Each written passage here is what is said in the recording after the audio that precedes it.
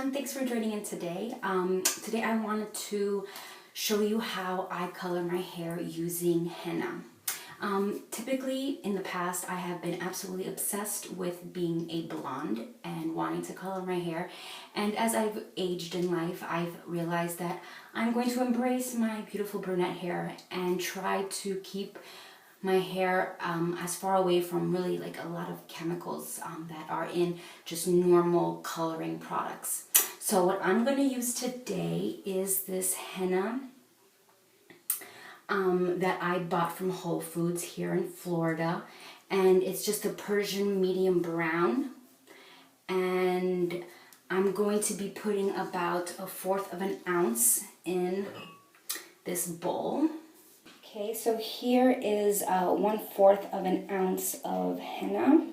I'm just going to be pouring into my bowl. What you're also going to need is some brewed coffee. So if you can see here, there's some brewed coffee. And I'm just going to put enough to where I see that I can mix it up.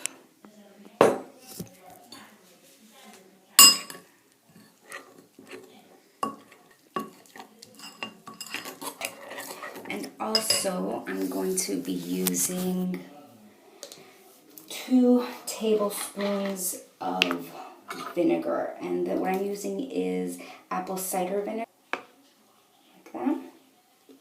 And I think anything really works fine. I'm going to put about 2 tablespoons in there. And then I'm going, now that I have mixed my concoction together, as you see here, I have the henna, it had the vinegar, and it had the brewed coffee. And you're going to need to be careful because it does stain. And as you can see, I'm wearing my nasty coloring shirt that I wear when I apply this on me. So I have some gloves that I've got here, some latex gloves. And this into the sink. And I'm pretty primitive in the way I do this, and I only do like the creases. I pretty much leave everything else on the bottom. Okay, as you can see, there's my little white hair right there, so that's what I'm going to try to get. And then I'll just take it strand by strand and try to get that in there. So I don't have a brush. I know I'm cheap too. So I just kind of dip my hand in there, and then I just go through like that. And as you can see it's a little green. And then I really use a lot. And I just kind of, I have a lot here, and since I won't be doing my whole hair, there we go, I have that. And then I'll take another piece.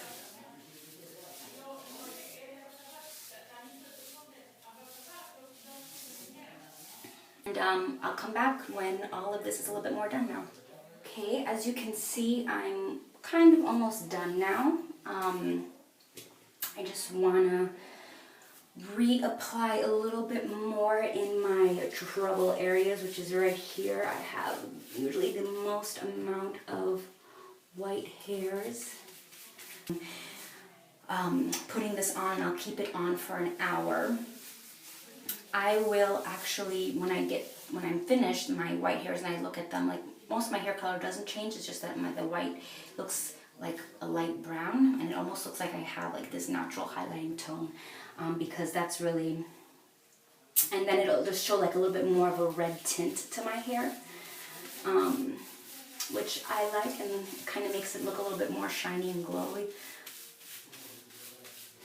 Aware of is once you dye it with henna, you kind of can't use natural dyes afterwards. At least that's what my aunt, who's a stylist, told me. That's one of the reasons why a lot of hair salons don't use henna, is because once you use it, you can't really use anything like chemical after that.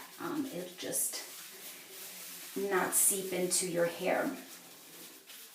So it's kind of just going to try to put as much of the henna on it as possible. And obviously, I mean, Actually, I've never really seen anyone. Oh, there you go. You see the white hair? No, probably not from the video, but it's right there. Gotta zap that.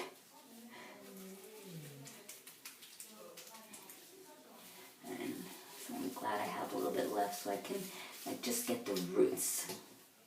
That's just the most important part. I'm just gonna chunk it all in.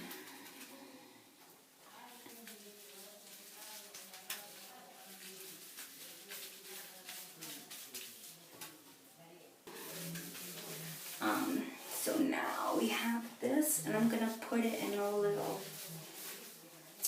bun in the back.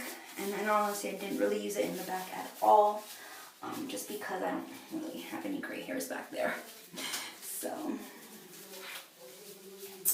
I do that, and then again with my Ghetto Fabulous self, take off my gloves.